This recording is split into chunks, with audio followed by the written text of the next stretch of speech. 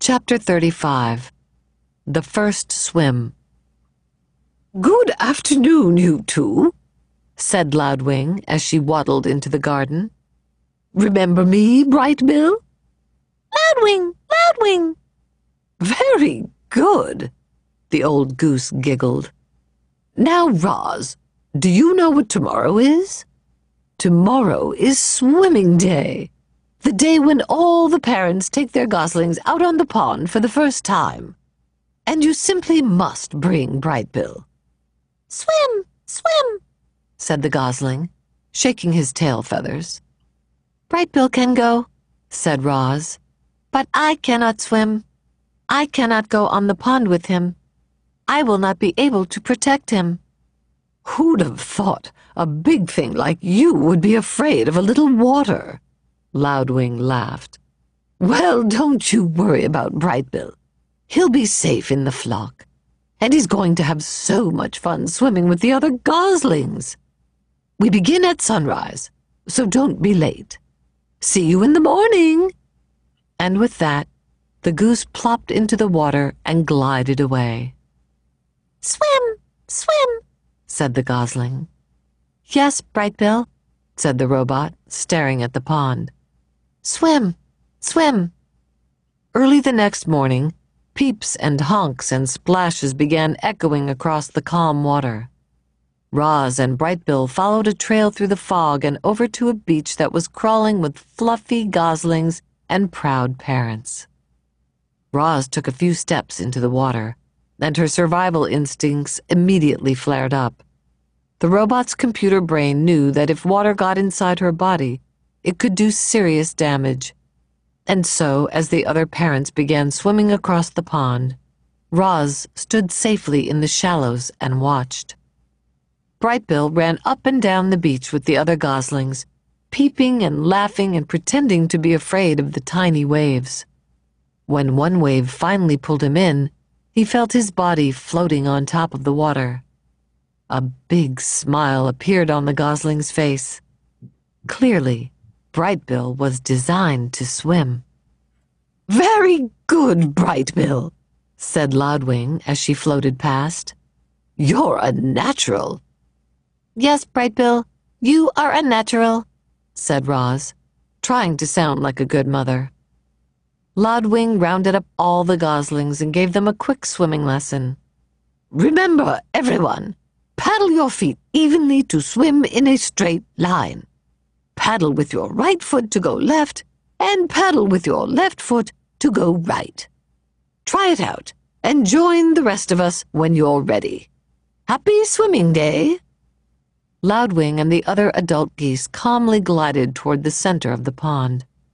A jumble of goslings tried to keep up with them. The youngsters jostled and splashed and peeped with excitement, and gradually they paddled in the direction of their parents. Only Bright Bill lagged behind. "Mama, swim?" Roz pointed to the flock. "I cannot swim. Go have fun with the other geese. You will be safe with them." The gosling took a deep breath.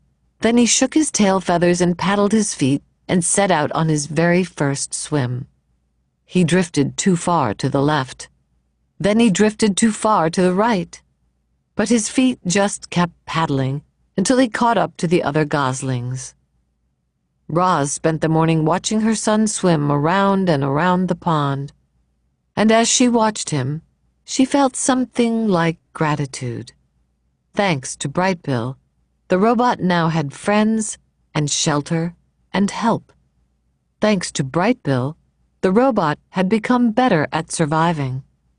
In a way, Roz needed Bright Bill as much as Bright Bill needed Roz, which was precisely why she felt such concern when the mood on the pond suddenly changed.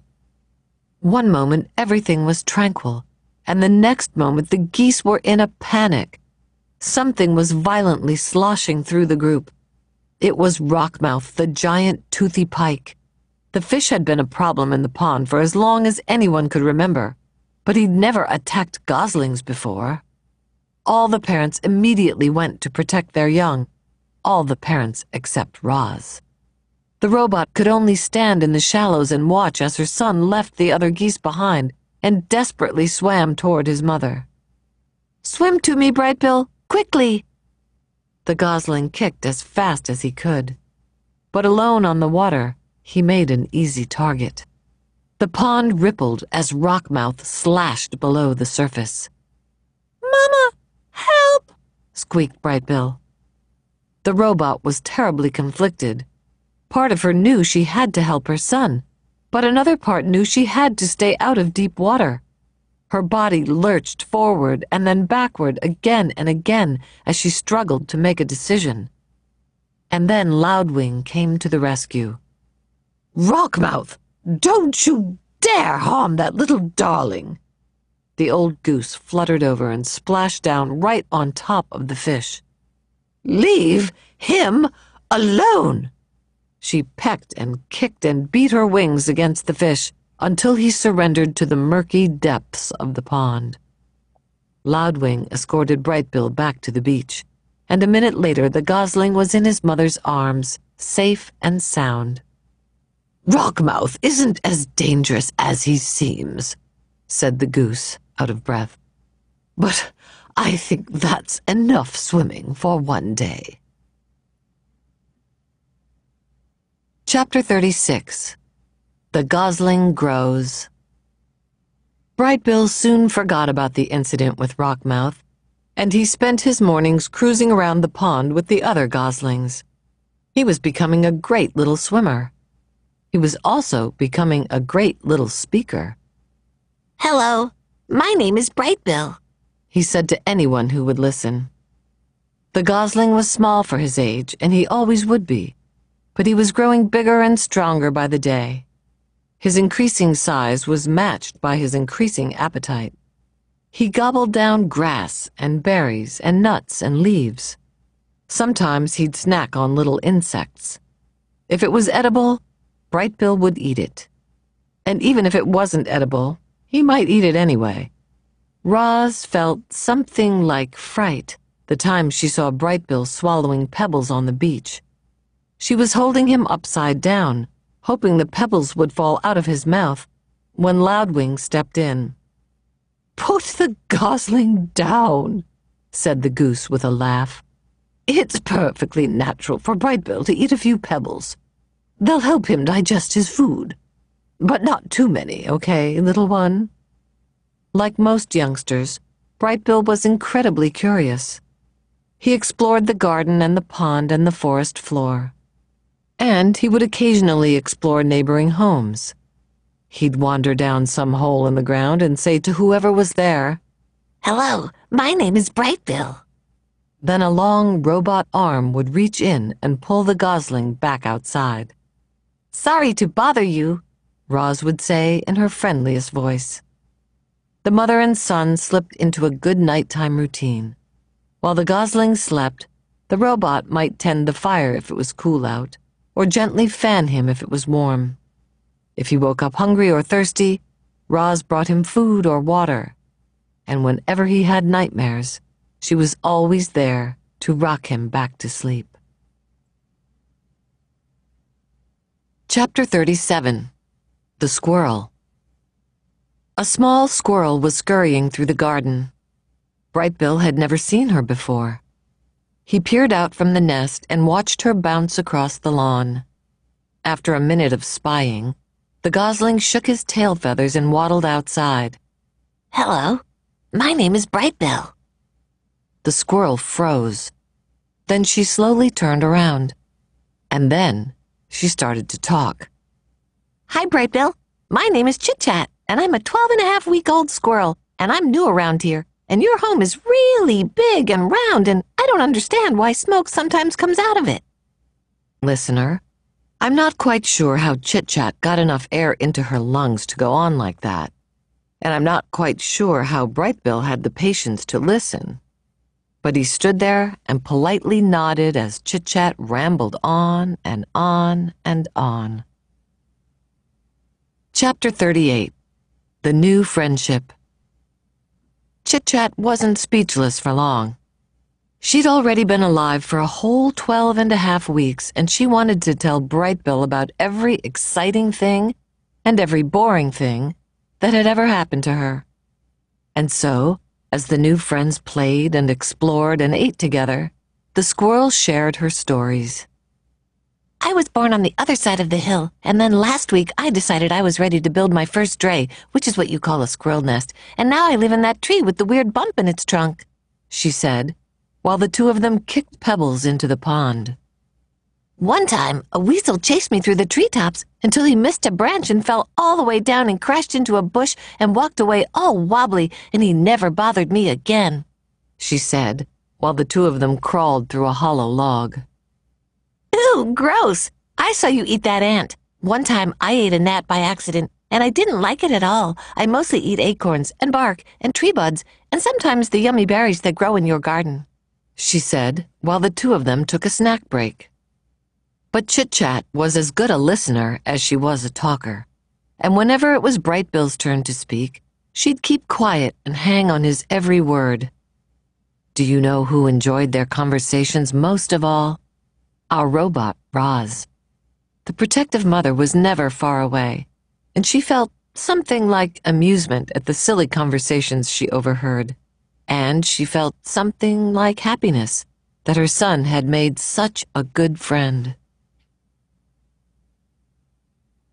Chapter 39.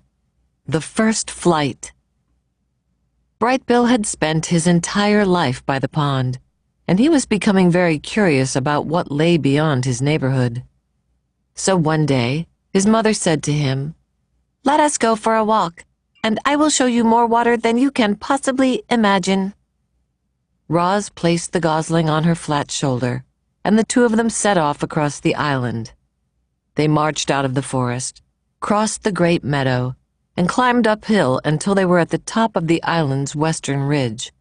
Before them was a grassy slope that descended all the way to the dark, choppy waves that surrounded the island. "That is a lot of water," said the wide-eyed gosling. "I'm a good swimmer, but I'm not good enough to swim across that pond." "That is not a pond," said the robot. "That is an ocean. I doubt any bird could swim across an ocean." Waves rolled in from the horizon. Seagulls circled above the shore. A steady breeze blew up the slope. Bright Bill's yellow fluff had recently changed over to a coat of silky brown feathers, and he spread his feathery wings into the breeze. And then... "Mama, look!" For the briefest of moments, the wind lifted Bright Bill off the ground, but he quickly tipped backward and thumped into the soft grass. "I was flying!" he squeaked. "That was not flying," said Roz, looking back at her upside-down son. "Well, I was almost flying. I'm gonna try again." "I have observed many birds in flight," said Roz. "Sometimes they flap their wings quickly, and other times they fly without flapping at all. They spread their wings and soar on the wind." "So I was soaring?" said Bright Bill. "Almost. There, look at that soaring seagull. It seems like she is not doing anything, but if you look closer, you will notice that she is making small adjustments with her wings and tail. I think you should try adjusting your wings in the wind like her." Bright Bill hopped onto a rock and opened his wings wide. "The wind is pushing me backward." "Change the angle of your wings," said his mother. "Let us see what happens when they slice through the air." Bright Bill slowly angled his wings downward. The more he turned them, the less the wind pushed him backward. And just as his wings leveled off, "Mama, look!" he squeaked as his feet left the ground. "I'm soaring! I'm soaring!" He hovered there for a second, rising a little higher than before, and then he sailed backward into the soft grass again. The gosling kept hopping onto the rock and kept riding the wind and kept tumbling into the grass until he started to find his wings. With each attempt, he floated a little higher and a little longer, and finally, Bright Bill really did soar, He lifted high into the air and hung there, floating. He turned his wings down and felt himself drop. He wiggled his tail feathers and felt himself veering back and forth. I'm a natural, he squeaked. You are doing very well, said Roz, but you need to keep practicing. And so they spent the afternoon practicing up on the ridge. Once Brightbill was comfortable soaring, he tried flapping his wings. He flapped high into the air. He flapped in straight lines. He flapped around and around in circles. A big smile appeared on the gosling's face. Clearly, Brightbill was designed to fly. I'm flying, Mama. I'm really flying. You are flying, said the robot. Very good. Brightbill was now a real flyer, but all that flying had worn him out. He lowered himself toward the ground and tumbled into the grass one last time. His landings still needed some work. Roz placed Brightbill on her shoulder and headed back to the nest. I can't believe I can fly now, Mama, said Brightbill in his sleepy voice. I just wish you could fly with me. And then the gosling's words were replaced by his quiet, steady breathing. Chapter 40. The Ship. Brightbill was a flying fanatic, and his favorite place to fly was up on the grassy ridge. The robot and the gosling liked to spend afternoons up there, working on the finer points of flying. And it was on one such afternoon that they noticed something mysterious far out at sea. Brightbill spiraled down to his mother, flopped onto the grass, and pointed to the horizon. Mama, what is that thing? Roz's computer brain found the right word. That is a ship. What's a ship? A ship is a large vessel used for ocean transport. Brightbill's face scrunched up with confusion. Used by who? I do not know. It was the first ship either of them had ever laid eyes on. From that distance, it looked as though it were moving slowly, but it was actually racing through the waves. From that distance, it looked as though it were small, but it was actually one of the largest ships ever built. The robot and the gosling watched it crawl across the ocean until it finally disappeared to the south. Where had the ship come from? Where was it going? Who was on board? Roz and Brightbill had many questions, but no answers.